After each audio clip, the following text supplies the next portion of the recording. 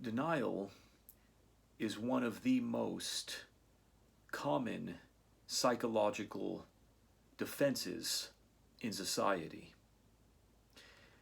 And as we continue to proceed into an age of uncomfortable and frightening information, this mechanism will become more prevalent. More and more individuals will be engaged in the subconscious process of deploying it.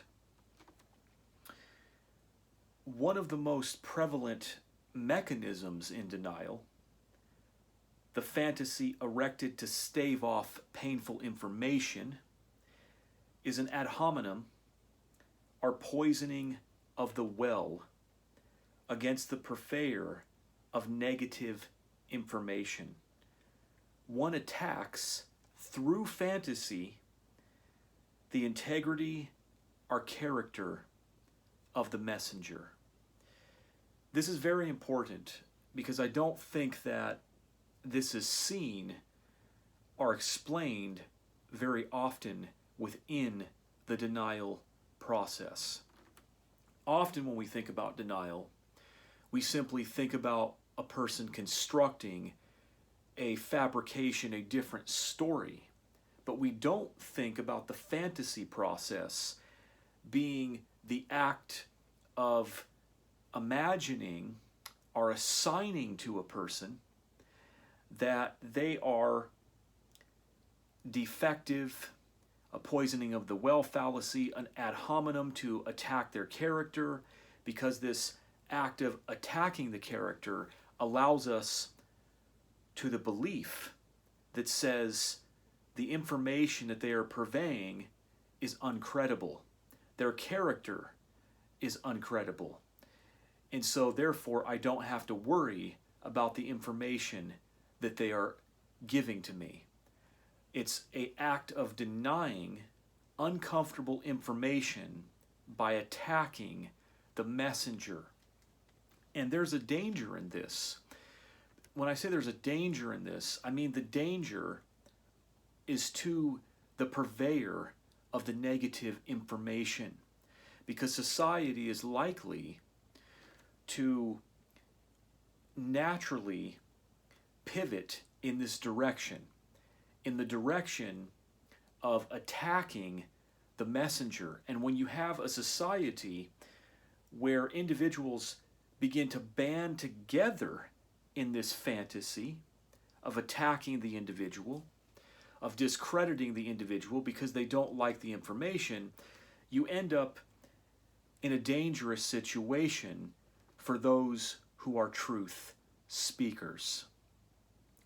One of the most prevalent mechanisms in denial, which is the fantasy erected to stave off painful information, is the use of an ad hominem or a poisoning of the well fallacy against the purveyor of this negative information. One attacks, through fantasy, the integrity or character of the messenger. In this situation, there is no rational justification to poison the well or to attack the individual. That's why it's considered a fantasy in this process, because the individual is engaged in manufacturing that outrage so that they can obtain to their belief in denial, to the object, the formation of their denial. The messenger is put on the chopping block so that individuals can retain their delusory view of reality, a view that makes them feel comfortable. And what this ultimately does is it blocks off an individual's access to reality, because denial closes off the ability to integrate this negative form of reality this negative aspect of reality is not available to the individual who is engaged in a subconscious denial process. Instead, this individual is swapping their fantasy for reality. They are taking their fantasy in place of reality. This is a difficult situation to be in as a truth speaker, because this is a subconscious, automated attack on the truth speaker. It is motivated and predicated by a condition that is almost pre-symbolic, an emotional state that drives the individual's conceptual formation, their cognitive psychology, to erect this fantasy, this delusion, to avoid this negative aspect of reality. So we see the fantasy takes on the form of an ad hominem, or a poisoning of the well, a personal attack against the purveyor of the information, because that's an easy way to then deny the uncomfortable information. It's an easy way to avoid having to come to terms with a reality that one does not like.